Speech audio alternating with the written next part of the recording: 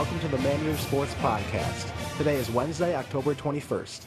As always, this is sports editor Sean Leahy, and today I'm joined by columnist Matt Gerstner. But first, we start with the surging Tiger soccer team that has fought back from a rough start to the season to sit atop the Big 12 standings. After weekend road wins against Baylor and Oklahoma, Missouri features a conference record of 5-0-2 and is at 10-4-3 overall in the season. The Tigers' triumph over Baylor on Friday was the 150th victory in the history of the program, and the double overtime victory over the Sooners on Sunday pushed Missouri's unbeaten streak to 8 games. Matt, it looks like this team is really starting to put it together. Yeah, this is the team that we expected to see at the beginning of the year. I mean, this is the team that came in ranked in the top 25 in the nation and should be winning the Big 12. I mean, they've really turned it up, and by no means has it been, annihilation. I think they've had a lot of double overtime games, a lot of close games at the end, but they're finding ways to win, and that's something that they didn't do at the beginning of the year.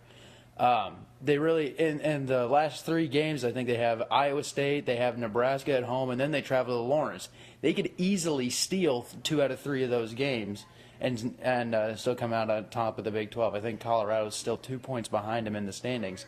But they'll probably, I have no doubt that they'll probably win the regular season Big 12 title and have that number one ranking or number 1 seed going into the Big 12 tournament. This team's really turning it on at the end, and I'm really going to be interested to see if they can carry that over not only into the Big 12 tournament, because they're playing really well against the Big 12 teams, but also into the NCAA tournament, because they didn't do very well against, non-conference opponents, and that kind of scares me.